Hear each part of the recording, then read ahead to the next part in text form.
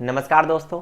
उम्मीद है आप सभी भली भांति होंगे और सुरक्षित होंगे। देखिए ढेर सारे सब्जेक्ट कोड हैं और हिंदी प्लस इंग्लिश मीडियम में आपको इनकी क्लासेस चाहिए ही चाहिए होती है किसी भी तरीके से। वो तो मैंने क्या किया है आप सभी को पता ही होगा। लगभग एक बार मैं थोड़ा सा आपको रिवाइज करा देता हूँ ताकि आपको ये पता चल जाए हम क्या पढ़ा रहे हैं। कुछ लोगों को लग रहा है हम बहुत सारा पढ़ा रहे हैं और फिर भी आपको कुछ दिखाई नहीं दे रहा। तो मैंने आपको BPCS 186 की हिंदी मीडियम की भी मैराथन करा चुका हूँ मैं और इंग्लिश मीडियम की मैराथन में आपको करा चुका हूँ। साथ साथ आप कहेंगे सर BPCS, बिल्कुल सही आप कह रहे हैं, 84 की हिंदी मीडियम में मैराथन पहले हो चुकी है। ये आपके सामने सब्जेक्ट कोड है स्कूल साइकोलॉजी का। इसकी अब जो मैराथन मैं यहाँ पर आपको कराने वाला हूँ that will be of Hindi medium, sorry English medium. Hindi medium की करा चुका हूँ, यहाँ पर किसकी होगी, इंग्लिश मीडियम की आपकी मैराथन होने वाली है। उसके बाद ये 2 कोड आपके पूरी तरीके से समाप्त। इसमें कोई भी क्लास इसके बाद अब नहीं होनी। क्लियर दोस्त, यहाँ तक किसी को कोई समस्या परेशानी हो तो वो मुझे बता सकता है। चलिए आगे बढ़ते हैं, चीज़ों को समझने की कोशिश करते हैं। देखिए सबसे पहला क्वेश्चन यहाँ पर आता है historical development and cultural tools of social psychology. मैंने कितनी बार आपसे कहा है सर सोशल साइकोलॉजी जो है इस पे ये क्वेश्चन बार बार एग्जाम में आता है कि किस तरीके से इसका हिस्टोरिकल डेवलपमेंट हुआ और किस तरीके से आप कहेंगे, सॉरी स्कूल साइकोलॉजी जो है, सोशल साइकोलॉजी दिमाग में रटा हुआ है। स्कूल साइकोलॉजी जो है इसका किस तरीके से हिस्ट्री में डेवलपमेंट हुआ और किस तरीके से इसका करंट ट्रेंड्स चल रहे हैं। आपको मैंने कितनी बार बताया है जब स्कूल के अंदर इन द स्कूल, आपको पता है स्कूल कैंपस एक अपने आप में बहुत बड़ी चीज़ है। इसमें टीचर भी हो सकता है, स्टूडेंट भी हो सकता है, प्रिंसिपल भी है, पूरा एक स्टाफ रूम भी है। तो ढेर सारी चीज़ें आप कहेंगे एक स्कूल के अंदर होती हैं। उन सभी चीज़ों में जब साइकोलॉजी का इस्तेमाल हम करने लगे, जब स्कूल के अंदर एंटर कर जाए क्या आपकी साइकोलॉजी, तो ऐसी सब्जेक्ट को हम क्या कहते हैं, स्कूल ऑफ साइकोलॉजी कहते हैं या फिर आप कह सकते हैं स्कूल साइकोलॉजी कहते हैं। इट मीन्स आप कह सकते हैं स्कूल के अंदर होने वाले विभिन्न समस्याओं का समाधान, विभिन्न प्रकार की समस्याओं का समाधान जब हम साइकोलॉजी का इस्तेमाल करके करने लग जाएं तो ऐसे सब्जेक्ट को हम स्कूल साइकोलॉजी का नाम देते हैं। चलिए स्टार्ट करते हैं क्लास को। School psychology is dedicated to understanding and improving educational and mental health of the children by integrating principles of education and psychology. It means जब हम एजुकेशन और आप कहेंगे साइकोलॉजिकल के जितने भी साइकोलॉजी के जितने प्रिंसिपल हैं उन्हें आपस में कनेक्ट करने लगे। फॉर एग्जांपल ये तो हमारी एजुकेशन फील्ड है, ये क्या है दोस्तों, हमारी क्या है, साइकोलॉजी। तो जहाँ पर ये दोनों कनेक्ट हो जाते हैं यहाँ पर एक नए सब्जेक्ट का जन्म होता है जिन्हें हम स्कूल साइकोलॉजी के नाम से जानते हैं। स्कूल साइकोलॉजी सिर्फ और सिर्फ एक ही काम करती है, बच्चों की लर्निंग लेवल को ऊपर उठाना, बच्चों के सामने जो भी समस्याएं लर्निंग से संबंधित हैं, उनके अधिगम से संबंधित है, उन सभी समस्याओं का क्या करना, समाधान करना। यही होता है दोस्तों आपका क्या, स्कूल साइकोलॉजी। किसी को यहाँ तक परेशानी तो नहीं, आप कहेंगे बिल्कुल सर। तो उम्मीद है स्कूल साइकोलॉजी आपको समझ में आ गया होगा। आगे देखिए हिस्टोरिकल डेवलपमेंट क्या होता है, आप ही बताइए स्कूल साइकोलॉजी का डेवलपमेंट किस प्रकार हुआ। सबसे पहले 19वीं शताब्दी में इसका डेवलपमेंट किस प्रकार हुआ। लगभग 19वीं शताब्दी के आसपास की बात है जब साइकोलॉजिस्ट ने क्या किया, उन्होंने स्टार्ट किया बच्चों की बुद्धि को समझना और उसके विकास को समझना। मतलब अभी पूरी तरीके से स्कूल साइकोलॉजी का जन्म नहीं हुआ था, पर साइकोलॉजिस्ट ने स्कूल के जो बच्चे हैं, स्कूल में पढ़ने वाले जो बच्चे हैं उनके बारे में समझना, उन्हें पढ़ना स्टार्ट बच्चों ने कर दिया था। और यही आपकी क्या, स्कूल साइकोलॉजी की नींव। यहाँ से जब बच्चों के बारे में साइकोलॉजिस्ट ने अध्ययन करना स्टार्ट कर दिया तो यहाँ से नींव पड़ती है किसकी, आप कहेंगे सर स्कूल ऑफ साइकोलॉजी की। फिर आता है 20th सेंचुरी के आसपास क्या हुआ, एक नई field, the field of school psychology क्या हुई, आई। अब यहाँ पर एक नया टर्म हमें मिल गया क्या, school psychology with the use of wide spread testing and measurement techniques. यानी कि जब हुआ क्या दोस्तों, भाई पहले तो एक समय था 19वीं शताब्दी में जब साइकोलॉजिस्ट सिर्फ और सिर्फ स्कूल के बच्चों को समझने की कोशिश कर रहे थे, लेकिन 20वीं शताब्दी तक आते आते साइंटिस्ट ने क्या किया, जो साइकोलॉजिस्ट थे, आप कह सकते हैं मेंटल साइंटिस्ट थे, बुद्धि के जो मनोवैज्ञानिक थे, उन्होंने ये कहा कि एक नई साइकोलॉजी की ब्रांच आ चुकी है जिसका नाम है स्कूल साइकोलॉजी, जो कि बच्चों की हेल्प करेगी उनकी लर्निंग को इंप्रूव करने में। ये देखिए मैं डेवलपमेंट की बात कर रहा हूँ, किस तरीके से साइकोलॉजी का डेवलपमेंट हुआ, स्पेशली स्कूल साइकोलॉजी का। फिर आते हैं मॉडर्न स्कूल साइकोलॉजी। इसमें क्या होता है, school psychology is broad field. आज के समय यदि बात करें इसे एक बहुत बड़ी फील्ड माना जाता है, जो कि बच्चे के असेसमेंट में, बच्चों को किसी प्रकार की सलाह देने में, इंटरवेंशंस में, सोशल इमोशनल बच्चे को क्या करने में, उसकी लर्निंग कराने में स्कूल साइकोलॉजी बहुत बड़ी भूमिका निभाती है। तो आप कह सकते हैं सर, एक सीधी सी बात यहाँ पर आप कह सकते हैं कि स्टेप बाय स्टेप क्या होता है दोस्तों, यहाँ पर बच्चे को क्या किया गया है, बच्चे की स्कूल साइकोलॉजी को डेवलपमेंट के प्रोसेस में लाया गया है। एकदम से डेवलप नहीं हुआ ये सब्जेक्ट, धीरे धीरे क्या हुआ, स्कूल साइकोलॉजी का जन्म यहाँ पर हुआ। यहाँ तक किसी कोई समस्या, कोई परेशानी हो तो वो मुझसे पूछ सकता है। एक क्वेश्चन लगभग यहाँ पर कंप्लीट हो गया। अभी हमने इसकी बात की, किसकी, हिस्टोरिकल डेवलपमेंट की बात की। अब हम बात करेंगे स्कूल साइकोलॉजी के करंट ट्रेंड्स की। आज के समय स्कूल साइकोलॉजी किस तरीके से काम कर रही है। आज के समय में एक नया कॉन्सेप्ट स्कूल साइकोलॉजी में आया जिसे हम कहते हैं इंक्लूसिव एजुकेशन। ये कॉन्सेप्ट क्या है इंक्लूसिव एजुकेशन का? मतलब चाहे बच्चा किसी भी बैकग्राउंड का क्यों ना हो, चाहे बच्चा आप कहेंगे जनरल बच्चा हो या फिर फिजिकली या फिर मेंटली हैंडीकैप्ड बच्चा हो, सभी बच्चों के पास क्या होनी चाहिए? हाई क्वालिटी एजुकेशन होनी चाहिए। आज के समय में स्कूल साइकोलॉजी इसी की बात करता है। इंक्लूसिव एजुकेशन ये कहता है कि मान लीजिए ये एक आप कह सकते हैं नॉर्मल बच्चा है और ये जो है आपका मान लीजिए कोई भी फिजिकल हैंडीकैप्ड बच्चा है आपका, तो ऐसी कंडीशन में दोनों बच्चे को एक ही क्लासरूम में पढ़ाया जाना चाहिए। इसे ही समावेशी शिक्षा यानी इंक्लूसिव एजुकेशन कहते हैं और ये स्कूल साइकोलॉजी का एक नया विषय है आज के समय में। अर्ली इंटरवेंशंस, आज के समय में आप देखेंगे a focus on early interventions which aims to identify and address potential problems. यानी कि आप कहेंगे आज के समय में क्या होता है, बच्चा कौन कौन सी समस्याओं को पढ़ाई में फेल कर सकता है ना, फेस कर सकता है सॉरी, उन सभी को हम पहले आइडेंटिफाई कर लेते हैं और उनको हम क्या करने की कोशिश करते हैं? रिमूव करने की कोशिश करते हैं। ये हमें सिखाता है स्कूल साइकोलॉजी।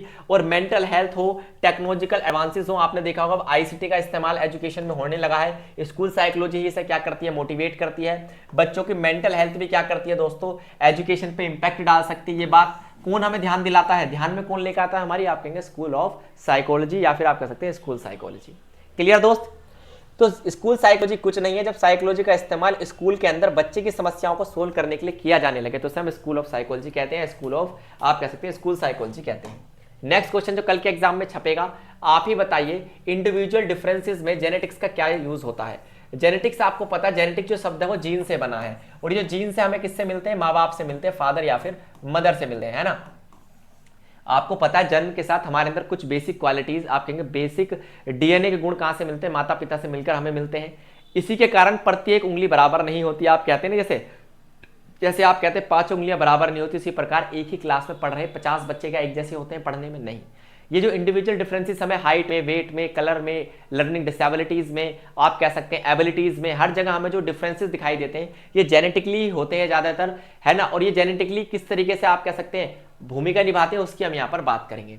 तो individual differences are the differences, ये ऐसे भिन्नताएं होती हैं जो हर व्यक्ति को एक दूसरे से क्या करती हैं? अलग बनाती हैं। आपको पता है हर व्यक्ति फिजिकली, मेंटली, इमोशनली और इवन सोशली क्या होता है? अलग अलग होता है। 5 उंगलियां जैसे समान नहीं होती, ऐसे हर व्यक्ति समान नहीं होता। रीजन है उसके माता पिता से मिले गुण जिन्हें हम हेरिडिटी कहते हैं। तो इफेक्ट ऑफ हेरिडिटी क्या होगा इंडिविजुअल डिफरेंसेस पर? डीएनए अलग अलग होता है, पर्सनैलिटी अलग अलग हो जाती है, इंटेलिजेंस लेवल अलग हो जाता है और मेंटल इलनेस। मान लीजिए माता या पिता में से किसी को जन्म के समय, बच्चे के जन्म के समय इन दोनों में से किसी को भी, है ना, स्पेशली माता को यदि बच्चे के जन्म के समय या फिर नॉर्मली कोई मेंटल इलनेस है तो हो सकता है बच्चे में वो ट्रांसफर हो जाए। कई बार क्रोनिक डिसीज, लंबे समय तक चलने वाली डिजीज भी क्या हो जाती है? आप कहेंगे जेनेटिक्स के थ्रू बच्चे तक पहुंच जाती हैं। बच्चे का डीएनए जो है ये इसकी आई कलर को, उसके हेयर को, उसके वेट को, उसकी हाइट को डिटरमाइन करता है और यही वो चीजें जो हमें एक दूसरे से अलग बनाती हैं, है ना। हमारी समानता आप अपने दोस्त से मैच करके देखना, आपको हाइट अलग मिलेगी, वेट अलग मिलेगा, हेयर कलर अलग मिलेगा, हो सकता है इन द चांस आपको आई कलर भी देखने के लिए अलग मिले।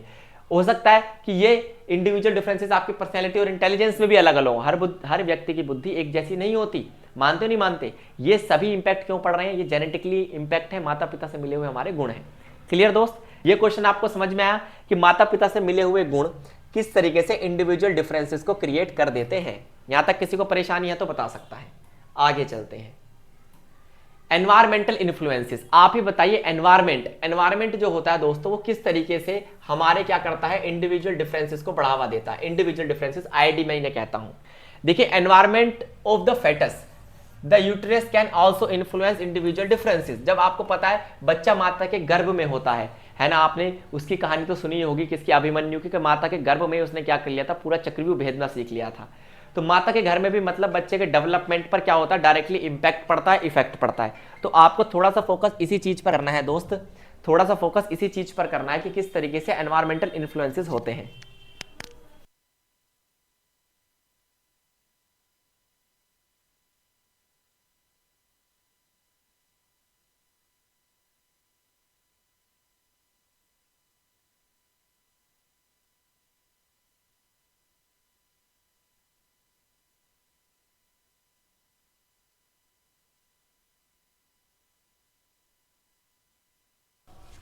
डन दोस्त। इसके बाद आता है आपका क्या? न्यूट्रिशन।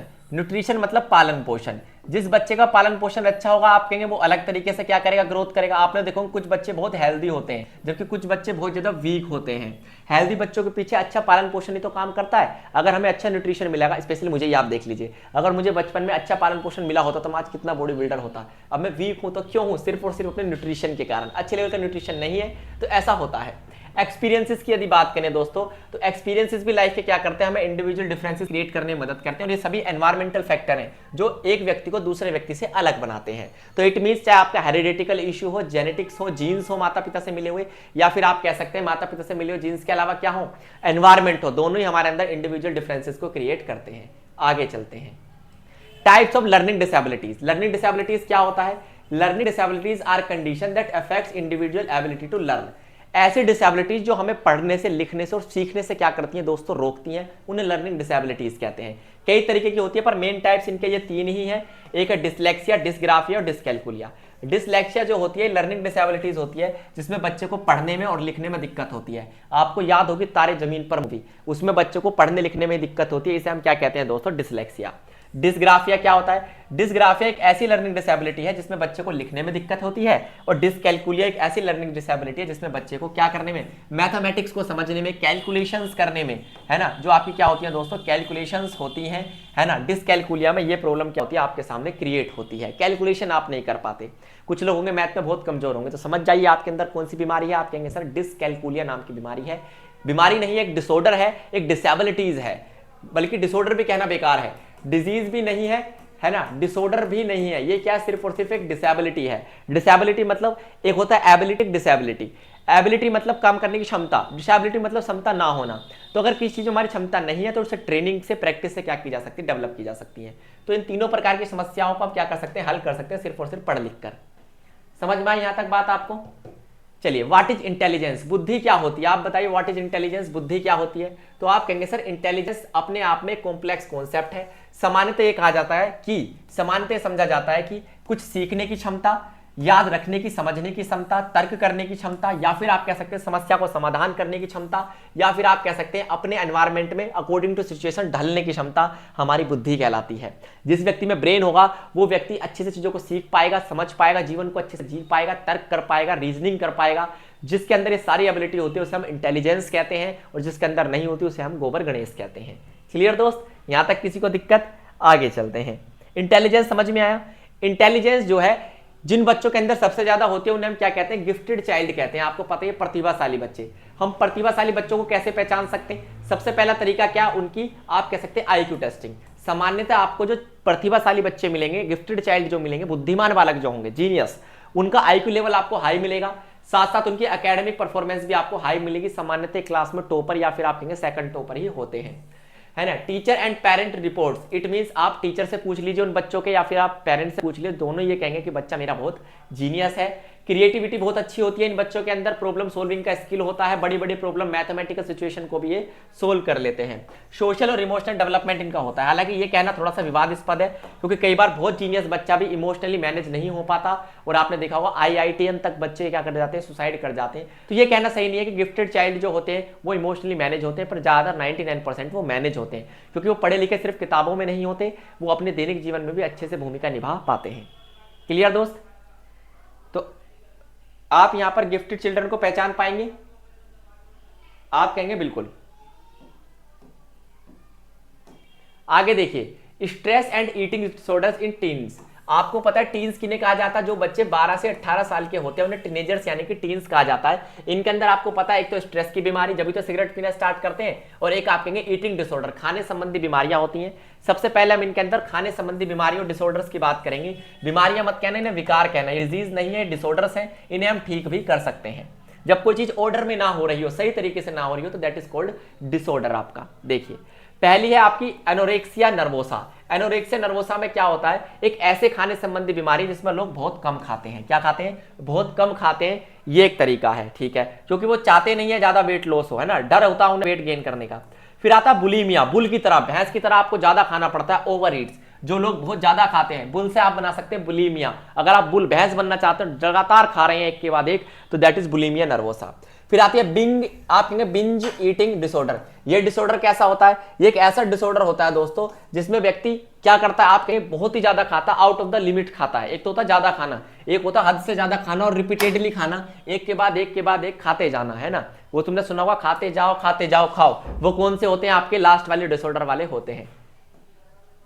क्लियर दोस्त? आगे अगर आप देखेंगे यहां पर तो आपको एक चीज दिखाई देगी कि आप बताइए टीनेजर्स के अंदर स्ट्रेस की प्रॉब्लम किस तरीके से काम करती है। तो आप कहेंगे सर एडेप्टेशन डिसऑर्डर। पहला टाइप्स ऑफ स्ट्रेस, कितने तरीके के स्ट्रेस होते हैं टीनेजर्स के अंदर? पहला होता है, पहला जो डिसऑर्डर आपको यहां पर देखने के लिए मिलेगा अडेप्टेशन डिसऑर्डर। अडेप्टेशन मतलब आपने देखा होगा ज्यादातर जो टीनेजर्स होते हैं वो हर सिचुएशन के अकॉर्डिंग अपने आप को अडेप्ट नहीं कर पाते, इससे उनके अंदर स्ट्रेस उत्पन्न होता है। उसके कारण वो दुखी, एंजाइटी, थकान, ट्रबल, परेशानी और डिफिकल्टी इन कंसंट्रेटिंग, ध्यान एक जगह फोकस करने में बहुत ज्यादा क्या करते हैं, समस्या का सामना करते हैं। इसके अलावा दूसरे प्रकार का डिसऑर्डर कौन सा होता है उनका? पोस्ट ट्रॉमेटिक स्ट्रेस डिसऑर्डर, पीडीएसडी कहते हैं। इस प्रकार के डिसऑर्डर में बच्चा या फिर जो टीनेजर होता है वो वायलेंस, है ना, इसके अलावा एक्सीडेंट या फिर नेचुरल डिजास्टर के कारण क्या होता है, परेशान रहता है। मान लीजिए उसके साथ कोई दुर्घटना हुई हो, मान लीजिए कोई गर्ल टीनेजर है, उसके साथ आप कह सकते हैं कोई भी किसी प्रकार की वायलेंस हुई हो, है ना, चाहे वो डोमेस्टिक वायलेंस हो या फिर आउटसाइडर की कोई वायलेंस हो, एक्सीडेंट हो गया हो, कोई नेचुरल डिजास्टर आया हो, इसके कारण जो स्ट्रेस होता है उसे हम कहते हैं पोस्ट ट्रॉमेटिक स्ट्रेस डिसऑर्डर। एक आता है आपका जनरलाइज्ड एंजाइटी डिसऑर्डर, जीएडी इसको कहते हैं, गेड। गेड का मतलब क्या होता है? एक ऐसा डिसऑर्डर जो कि एक्सेसिव एंड आप कहेंगे पर्सिस्टेंट वरी और एंजाइटी, एक लंबे समय तक रहने वाला डिसऑर्डर, ऐसा डिसऑर्डर जो आज भी है और आप कह सकते हैं लंबे समय तक हमारे दिमाग में स्ट्रेस को बनाए रखेगा।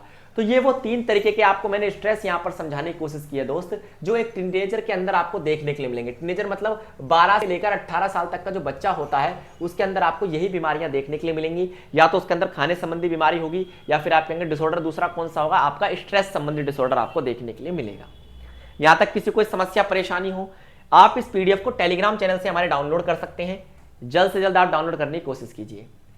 एक और डिसऑर्डर है जो कि इंपॉर्टेंट क्वेश्चन आपका बनता है, जिसे हम कहते हैं hyper activity disorder.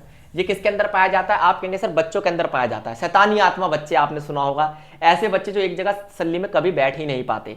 Hyper activity disorder एक कॉमन मेंटल हेल्थ डिसऑर्डर है जिसमें क्या होता है, एक्सेसिव आप कहेंगे एक्टिविटी होती है, इंपल्सिविटी होती है, डिफिकल्टी कंसंट्रेटिंग। आपने देखा कुछ बच्चे हमेशा क्या रहते हैं, गतिविधि करते रहते हैं, गतिविधि गतिविधि, तेरी नजर की गतिविधि, है ना, दैट इज कॉल्ड, हाँ ये मजाक था, एक्टिविटी। कुछ बच्चे ऐसे होते हैं एक जगह पर शांति से नहीं बैठते, तो ऐसी कंडीशन में हम क्या करते हैं, ऐसे बच्चों में एक प्रॉब्लम देखते हैं कि वो एक जगह पर फोकस भी नहीं कर पाते। वो किताब पढ़ेंगे तो इधर उधर देखेंगे, टीवी देखेंगे तो मोबाइल चलाएंगे। ये समस्या आजकल बड़ों में भी है, इसे हाइपर एक्टिविटी डिसऑर्डर कहते हैं। ऐसे बच्चों को हम बेचैन आत्मा कहते हैं, है ना। तो आप बताइए हाइपर एक्टिविटी डिसऑर्डर कितने प्रकार के होते हैं? एक होता है एडीडी, एक होता है एडीएचडी। भारत में सबसे ज्यादा एडीएचडी पाया जाता है दोस्तों। क्या पाया जाता है? एडीएचडी। पहला हम पढ़ेंगे एडीडी, अटेंशन डेफिशिएट डिसऑर्डर। इसमें क्या होता है, एक बच्चा जो है बहुत ज्यादा एक्टिविटी करता रहेगा इधर से उधर, है ना, बेचैन आत्मा रहेगा वो, साथ साथ आप कहेंगे लेकिन कंसंट्रेटिंग इन मैनी सिम्टम्स, आप कहेंगे, और साथ साथ उसको किसी एक जगह पर क्या होगा, कंसंट्रेशन करने में दिक्कत होगी। बात समझ में आई? इसे एडीडी कहते हैं। अटेंशन डेफिशिएट, यहां पर क्या होता है, व्यक्ति अटेंशन भी नहीं कर पाता और भागता दौड़ता फिरेगा। इन दोनों में डिफरेंस क्या है? अटेंशन डेफिसिट डिसऑर्डर, बच्चा बस एक जगह अटेंशन क्या नहीं कर पाता, फोकस नहीं कर पाता, क्योंकि उसके अंदर खुजली हो रही होती है इधर उधर जाने की। लेकिन attention deficit hyper active disorder जो है, ये एक ऐसा डिसऑर्डर है जो कि मोस्ट कॉमन टाइप है। इसमें क्या होता है, बच्चा एक्टिविटी भी करता है, इंपल्सिविटी भी करता है और डिफिकल्टी इन कंसंट्रेटिंग, यानी आप कह सकते हैं एडीडी का ही अपडेटेड रूप है एडीएचडी। हाइपर एक्टिविटी का मतलब सिर्फ इतना होता है दोस्तों, हाइपर मतलब ज्यादा, एक्टिविटी मतलब भागदौड़। जो बच्चा ज्यादा भागदौड़ करता है उसे हाइपर एक्टिविटी डिसऑर्डर से पीड़ित आप मान सकते हैं। क्लियर दोस्त? चलिए, यहां तक किसी को कोई दिक्कत परेशानी तो नहीं? आप ही बताइए principles of life span development कौन कौन से होते हैं? आपको पता है विकास पूरे जिंदगी चलने वाली एक प्रक्रिया है, तो आप ही बताइए कौन कौन से प्रिंसिपल्स होते हैं? कौन कौन से ऐसे प्रिंसिपल्स हैं दोस्त जो कि क्या करते हैं, principles of life span development, जो क्या करते हैं, लाइफ स्पैन डेवलपमेंट करते हैं। देखिए, जो विकास है वो जन्म से लेकर मृत्यु तक लगातार चलता रहता है। आप कहेंगे बिल्कुल सर, लगातार चलता रहता है। ऐसी कंडीशन में होता क्या है, हमें कुछ, आप देखेंगे विकास के कुछ नॉर्मल से हमें प्रिंसिपल्स देखने के लिए मिलते हैं, उनकी हम बात करेंगे। Life span development holds that human continues to develop from birth to death, है ना, जन्म से लेकर मृत्यु तक बच्चा क्या करता रहता है, डेवलपमेंट करता रहता है। सबसे पहला इसका प्रिंसिपल है डेवलपमेंट इज ग्रेजुअल। डेवलपमेंट हमेशा क्रमिक सीक्वेंटल होता है। सीक्वेंशियल मतलब आप कहेंगे देख लेना, कभी भी किसी बच्चे का पहले फिजिकल डेवलपमेंट होता है, उसके साथ साथ उसका थोड़ा थोड़ा सा आप कहेंगे कैसा मेंटल डेवलपमेंट और आपका इमोशनल मोरल डेवलपमेंट होता है। कभी आपने ऐसा देखा है बच्चे ने पहले दौड़ना स्टार्ट कर दिया, फिर चलना स्टार्ट किया, फिर पैरों के थ्रू चलना शुरू किया, मतलब घुटनों के थ्रू चलना शुरू किया और फिर बैठना स्टार्ट किया। आप कहेंगे नहीं सर, सीक्वेंस होता है, बच्चा पहला घुटनों के बल चलता है, फिर आपका नॉर्मल चलना स्टार्ट करेगा, फिर दौड़ेगा, फिर एथलीट बनेगा। It means development is gradual, क्रमिक रूप से होगा, स्टेप बाय स्टेप हमारा डेवलपमेंट होता है, that is called a principle. दूसरा प्रिंसिपल क्या है डेवलपमेंट का? डेवलपमेंट इज इंडिविजुअल, हर बच्चा अपने हिसाब से बढ़ता है ना। आपने देखा होगा कुछ बच्चे बहुत तेजी से डेवलपमेंट कर लेते हैं, तो कुछ बच्चे डेवलपमेंट के मामले में थोड़े से पीछे रह जाते हैं, लेकिन बाकी बच्चे अच्छे से डेवलपमेंट कर पाते हैं। इंडिविजुअल है, हर व्यक्ति का डेवलपमेंट का पेस अलग तरीके का होता है। आगे देखिए, डेवलपमेंट इज डायरेक्शनल, हमेशा डेवलपमेंट एक डायरेक्शन में होता है, ऐसा नहीं है कहीं से कैसे भी डेवलपमेंट हो गया। ऐसा कहा जाता है, दो आप कहेंगे डेवलपमेंट के सिद्धांत होते हैं कि डायरेक्शन के सिद्धांत होते हैं डेवलपमेंट के। पहला, बच्चे का जो आप कहेंगे डेवलपमेंट होता है वो हमेशा हेड टू टो होता है। क्या कहते हैं दोस्तों? हेड टू टो, यानी कि पैर से पैर के अंगूठे तक जाता है, सिर से लेकर पैर के अंगूठे तक बच्चे का विकास होता है। मतलब कैसे आप देखना, छोटे बच्चे का सबसे बड़ा भाग जो होता है शरीर का वो उसका हेड होता है, सिर, ठीक है। और धीरे धीरे उसका सिर क्या होता जाता है, छोटा होता जाता है, शेप में आ जाता है और बाकी बॉडी धीरे धीरे डेवलप करती है। छोटे बच्चों को आप देखना टी शर्ट पहनाने में बहुत ज्यादा दिक्कत होगी, है ना, अगर आपने ऑब्जर्व किया हो। क्यों? क्योंकि बच्चे का विकास हेड टू टो हो रहा होता है। सबसे पहले मस्तिष्क का विकास होता है, फिर बाकी बॉडी का विकास होता है। इसे ही डायरेक्शनल सिद्धांत कहते हैं, directional theory. Development is holistic, कभी भी ऐसा नहीं होता कि बच्चे का डेवलपमेंट अलग अलग पार्ट्स में होगा, बिल्कुल भी नहीं। बच्चे का हर प्रकार का डेवलपमेंट एक साथ चलता है, एक ही समय पे बच्चा धीरे धीरे फिजिकली, मेंटली, साथ साथ आप कह सकते हैं सोशली, इमोशनली और साइकोलॉजिकली डेवलप करता है। इट मींस ऐसा नहीं है पहले फिजिकल डेवलपमेंट होगा, फिर सोशल डेवलपमेंट होगा, फिर इमोशनल डेवलपमेंट होगा, नहीं। सारे डेवलपमेंट लगभग एक ही साथ क्या हो रहे होते हैं, धीरे धीरे ग्रेजुअली हो रहे होते हैं। तो these were the principles of development of a child. किसी भी बच्चे का विकास इन्हीं प्रिंसिपल्स के थ्रू होता है। क्लियर दोस्त? चलिए अब बात करेंगे हम तीन महत्वपूर्ण थ्योरीज की, यहीं से क्वेश्चन एग्जाम में बार बार आपका आता है। सबसे पहले बात करेंगे वाइगोस्की की थ्योरी, जो कल के एग्जाम में आपकी छपने वाली है, वाइगोस्की की थ्योरी। वाइगोस्की, जिनका पूरा नाम है लेव वाइगोस्की, इन्होंने थ्योरी दी है सोशल कल्चरल डेवलपमेंट थ्योरी। इन्होंने ये कहा कि एक बच्चे का जो ब्रेन का डेवलपमेंट होता है, या बच्चा जो कुछ भी सीखता है, बच्चे की होल लर्निंग किस पर डिपेंड करती है? आप कहेंगे सर सोसाइटी पर। बच्चा जो कुछ भी सीखता है सोसाइटी से देखकर ही सीखता है, सोसाइटी पर ही आप कहेंगे नजरें टिकाकर बैठा रहता है बच्चा, और सोशली इंटरेक्शन से, है ना, सामाजिक बातचीत से, और आप कहेंगे कल्चर से ही बच्चा सब कुछ सीखता है। रशियन साइकोलॉजिस्ट हुए, इन्होंने ये थ्योरी दी थी। इस थ्योरी की खास बात क्या है? वो कहते हैं कि बच्चा जो है सोशल इंटरेक्शन से सीखता है। आप ही देख लीजिए, बच्चा, अगर आपके घर में कोई छोटा बच्चा होगा, वो आपसे बार बार सवाल पूछता होगा, आप कहेंगे बिल्कुल सर पूछता है, और आप उनके जवाब देते हैं और बच्चा चीजें सीखता रहता है। कहते नहीं अगर तुम बच्चे के सामने गाली दोगे तो बच्चा गाली ही सीख जाता है, अच्छी बात है। आप तुम करके बात करोगे तो वो भी वैसे ही बात करेगा। It means social interaction makes a child great, है ना, या फिर बैड, यही सीधी सी बात है। फिर आता है कल्चर। कल्चर भी हमें बहुत कुछ सिखाते हैं बच्चे को, वैल्यूज, बिलीव्स और प्रैक्टिसेस, जितनी भी चीजें होती हैं, त्योहार कैसे मनाते हैं, बड़ों के साथ कैसे व्यवहार करते हैं, ये सब हम कल्चर से सीखते हैं। अपने इंडियन कल्चर आपने देखा होगा, सबको साथ लेके चलने वाला है, तो बच्चे के अंदर वो ऑटोमेटिकली आ जाता है। तो समाज में बातचीत करके अपने बड़ों से सीखता है बच्चा, ये बात आपको याद रखनी है, कल्चर से सीखता है। ये बात किसने कही थी? लेव वाइगोस्की ने कही थी। और अपने बड़ों को यहाँ पर क्या कहा जाता है? MKO कहा जाता है। वाइगोस्की की थ्योरी में MKO का मतलब है more knowledgeable others. More knowledgeable others का मतलब क्या है? वे लोग जो बच्चे को सिखाने में भूमिका निभाते हैं, वो बच्चे से ज्यादा नॉलेज रखते हैं, इसलिए उन्हें मोर नॉलेजेबल अदर कहा जाता है। और ये समानता बच्चे से उम्र में बड़े होते हैं। क्लियर? हम भी तो अपने बच्चे, छोटे बच्चों को सिखाते हैं ना, जो घर में होते हैं। दो कॉन्सेप्ट है, ध्यान से समझना। एक तो है जोन ऑफ प्रोक्सिमल डेवलपमेंट, ये वो जोन होता है जिस तक हम बच्चे के विकास को पहुंचा सकते हैं। मान लीजिए बच्चा इस सर्कल के अंदर डेवलपमेंट कर रहा है, लेकिन बच्चा यहां तक पहुंच सकता है अपने जीवन में, तो ये जो जोन होगा, ये होगा आपका ZPD। ये क्या होता है दोस्तों? ये आपका ZPD होता है, जोन ऑफ प्रोक्सिमल डेवलपमेंट। बच्चा यहाँ पर पहले से अपना जीवन जी रहा है, हमें बच्चे को इस लाइन तक पहुंचाना है, तो उसकी हेल्प करनी है हमें, और हमें क्या करना है? उसके जोन ऑफ प्रोक्सिमल डेवलपमेंट को आगे बढ़ाना है। अब वो आगे बढ़ेगा कैसे? वो बच्चा धीरे धीरे करके क्या करेगा? अपने इस जोन को पार करेगा, और ये एक तरीके का लेवल टाइप है। वो इस लेवल पे है, इस लेवल तक उसे जाना है, इसे जोन ऑफ प्रोक्सिमल डेवलपमेंट कहते हैं। ये एक ऐसी लेवल है जहां पर वो कैसे पहुंचता है? मोर नॉलेजेबल पर्सन के माध्यम से पहुंचता है, मोर नॉलेजेबल अदर पर्सन के माध्यम से बच्चा पहुंचता है। स्कैफोल्डिंग क्या होता है? बच्चे के दिमाग में ढेर सारे डाउट्स होते हैं, जिनको सामान्यतः मोर नॉलेजेबल पर्सन जो होता है बच्चा की मदद करता है और उन टास्क को करने में उसकी मदद करता है। स्कैफोल्डिंग क्या होता है? मान लीजिए मुझे कलर्स नेम नहीं पता, मैंने अपने बड़े भैया से पूछा मुझे कलर्स नेम बता दीजिए, उन्होंने बता दीजिए, मेरे नॉलेज के ऊपर जो आप कहेंगे फोल्डिंग हुई पड़ी थी, मैंने उसका स्कैफ फोल्डिंग कर दी है ना, मैंने उसके ज्ञान की सारी इंद्रियां खोल दी बच्चे की। तो इसलिए कहा जाता है बच्चा यदि कोई सवाल पूछे तो उसे नकारना नहीं चाहिए, तसल्ली में उसे समझाना चाहिए। अगर बच्चा कोई बेहुदा सवाल भी पूछ रहा है तो उसे बताइए, क्योंकि आप मदद कर रहे हैं उसके जोनो प्रोक्सिमल डेवलपमेंट तक उसे पहुंचाने में और स्कैफ फोल्डिंग करने में। स्कैफ फोल्डिंग बोले तो किस चीज में आप उसकी मदद कर रहे हैं? बच्चे की नॉलेज को बढ़ाने में। डन। तो ये नॉलेज को बढ़ाता है, ये डेवलपमेंट के स्टेज को बढ़ाता है। ये दोनों कॉन्सेप्ट आपके लेव वाइगोस्की नहीं दिए हैं, याद रखने हैं आपको। आगे देखिए, एक और आते हैं पियाजे, वहां से बहुत फेमस है, एजुकेशन फील्ड में बहुत ज्यादा फेमस है ये, है ना। पियाजेशन थ्योरी को कॉग्निटिव डेवलपमेंट की थ्योरी कहते हैं। जैसे कि लेव वाइगोस्की ने क्या कहा था? लेव वाइगोस्की ने कहा था बच्चा अगर कुछ भी सीखता है, बच्चा कुछ भी सीखता है तो सोसाइटी से सीखता है, सोशली सीखता है। वाइगोस्की कहते हैं बच्चा खुद सीखता है, लर्निंग बाय डूइंग। बच्चा किससे सीखता है? खुद से, बाय सेल्फ बच्चा सीखता है, कर करके सीखता है। मान लीजिए बच्चे को ये जानना है कि ये क्या है ना, तो ये आपको पहले करते हुए देखेगा, इमिटेशन, कॉपी करके, ये आपको करते हुए देखेगा और तुरंत आपका मार्कर पकड़ के वैसे ही करना स्टार्ट कर देता है। आपने देखोगे बच्चे इमिटेशन बहुत करते हैं, नकल बहुत ज्यादा करते हैं, जैसा आप करेंगे बच्चे तुरंत रिपीट करते हैं। यही आपका क्या होता है दोस्तों? पियाजेशन थ्योरी ऑफ कॉग्निटिव डेवलपमेंट। इन्होंने कहा डेवलपमेंट की 4 स्टेजेस होती हैं। कितनी स्टेजेस? 4 स्टेजेस। पहली डेवलपमेंट की स्टेजेस है जन्म से लेकर 2 साल तक का बच्चा। जब बच्चा जन्म से लेकर 2 साल तक का होता है तो अपनी सेंसरीज से सीखता है। सेंसरीज समझते हो? अपने सेंसेस से। सेंसेस क्या होते हैं? हमारे इंद्रियां।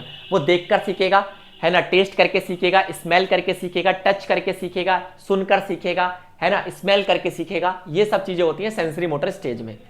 प्री ऑपरेशनल स्टेज क्या होती है? 2 साल से लेकर 7 साल तक का जो बच्चा होता है वो आपका कौन सी स्टेज में होता है? प्री ऑपरेशनल स्टेज में होता है। इस स्टेज में समानता बच्चे को देखेंगे, बच्चा जो है सिंबल्स का यूज करना और लैंग्वेज का यूज करना सीख जाता है। यानी कि वो समय है जब बच्चा ABCD सीख जाता है और भाषा बोलना सीख जाता है कि भाषा क्या होती है, भाषा कैसे बोली जाती है। ये सब चीजें आप बच्चे को कौन सी लेवल पर सिखा सकते हैं? प्री ऑपरेशनल स्टेज में सिखा सकते हैं।